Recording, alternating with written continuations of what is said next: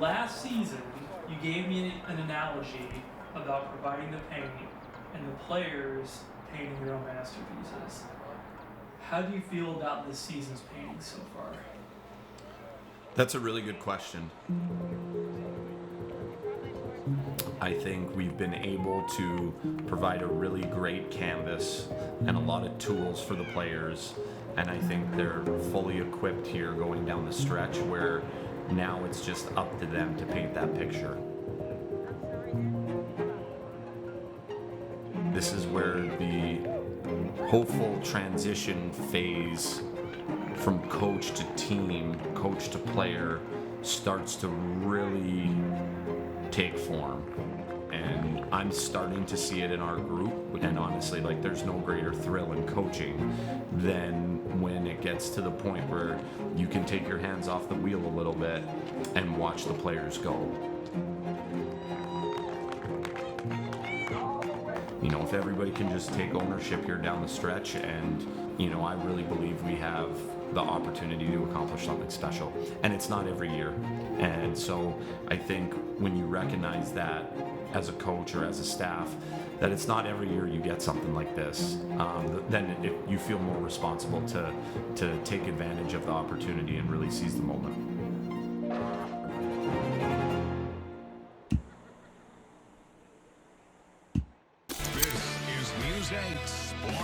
The Lumberjacks had a good time out in Waterloo, and they didn't even go to the John Deere Museum. They won Game 2 and split the Clark Cup Finals 1-1. They're looking to lead the series and couldn't think of a better place to do it than back in Muskegon.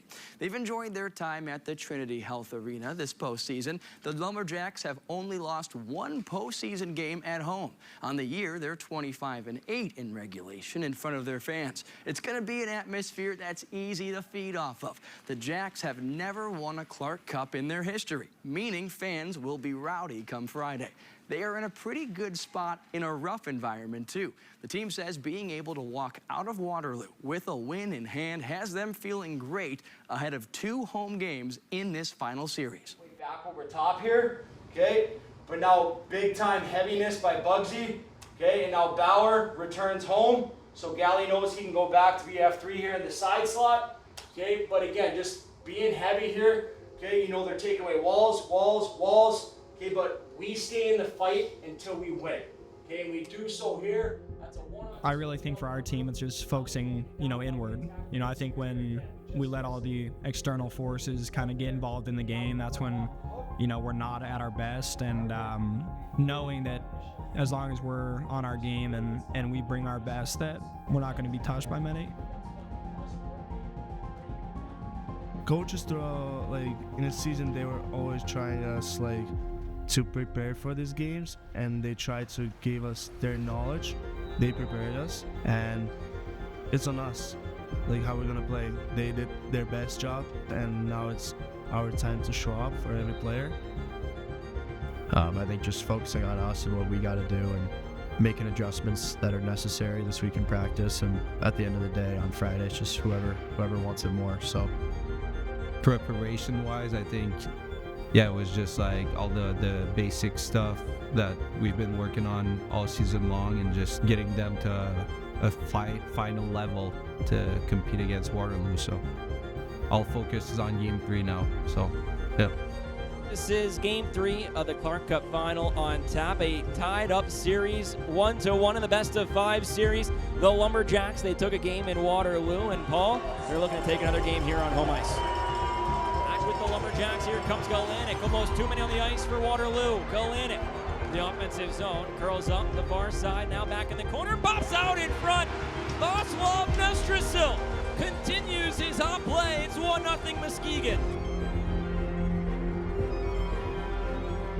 Right here comes Mulgrave, met by Clares, pushed on to Godiev, they score! It's Reed Davintilla. Ties the game up at 1 apiece.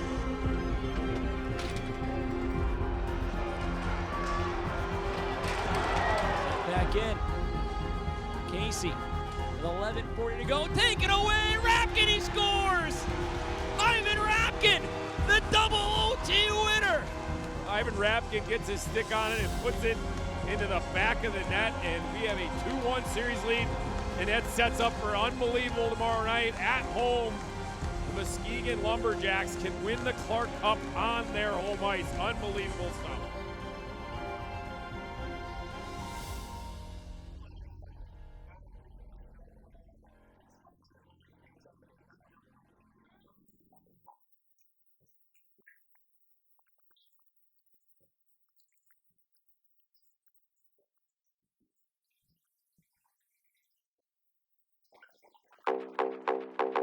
Alongside Paul Caponigri, Ezra Janello with you tonight, Game 4. Last night, Game 3, that man, he earned his axe. Ivan Rapkin, the double OT winner. Paul, it was a phenomenal hockey game. Yeah, just back and forth, a total roller coaster of emotions and play. Great goaltending, fantastic game, and it felt like you're watching the two best teams, and there was not much difference between the two. The one constant on both sides was the strong net minding in between the pipes. Gaziev not only gives you the goaltending, but also gives you a little bit of a show.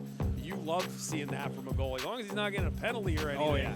I love seeing that emotion. If he's locked in like that and he's doing that, that would pump me up as a player playing in front of him.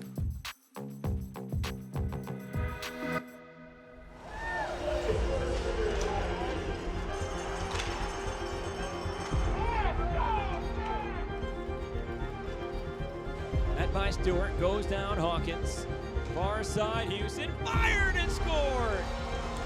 Easton Houston breaks the scoreless tie, a power play goal with 4.5 to go in the second.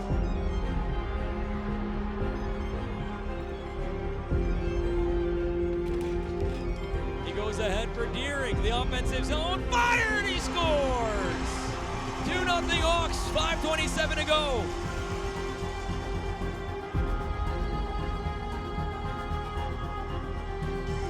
Here's Galanin, far side wall, fired on, he scores! It's Teddy Spitznagel, the net front presence, 1-goal hockey game in the final minute.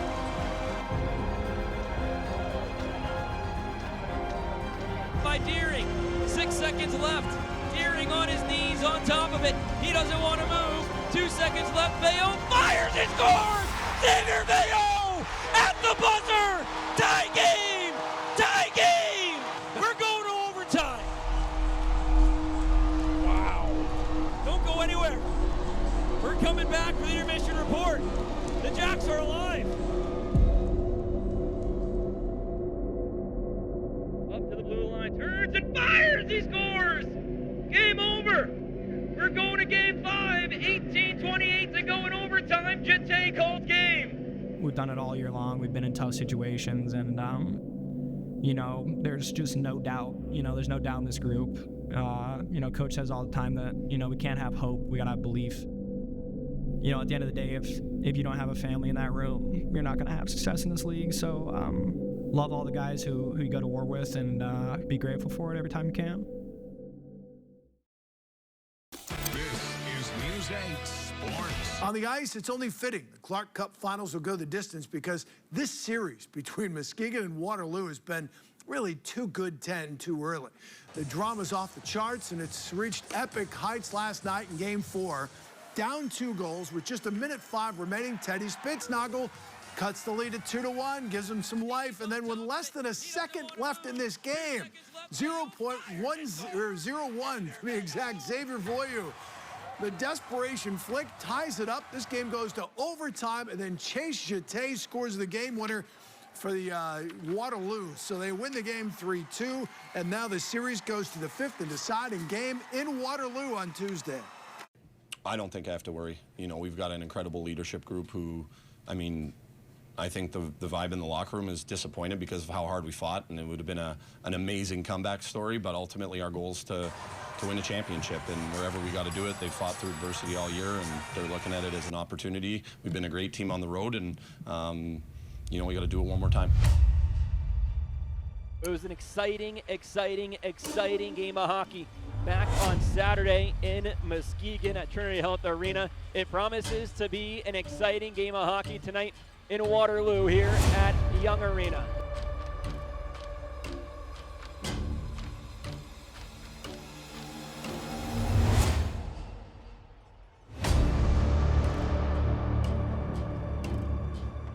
ahead for Deputy. 3-on-2 Lumberjacks. Deputy. Lawrence fired on. He scores! Tynan Lawrence opens the scoring in Game 5. It's 1-0 Lumberjacks.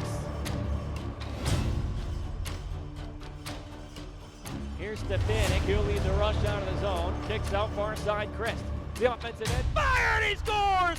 Jack Christ, 2-0 Lumberjacks. Here's White Rabbit, across the way, Tuttle fires, rebound, they score!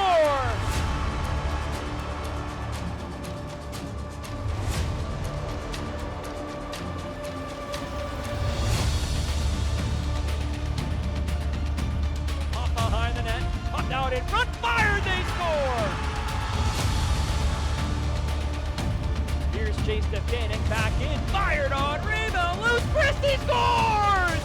Jack Christ, second of the game, it's 3-2 Lumberjacks. Late regulation, fired on, they score! It's Hunter Ramos.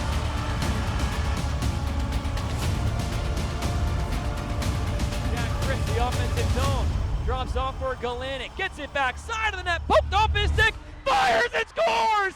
Jack Christ, the OT winner! The Lumberjacks, the kings of the USHL!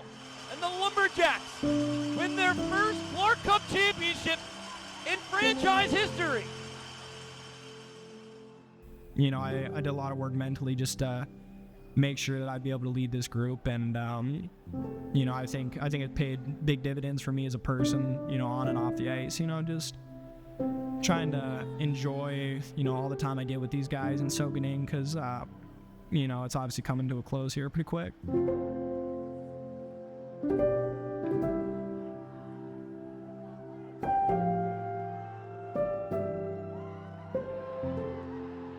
We, like a team, we made amazing year together. We stick up for each other every game throughout the whole season. We've been here together, ups and downs, and yeah, like the guy said, like this is brotherhood. And there's a big thing, and this is gonna stay with us till the rest of our lives. So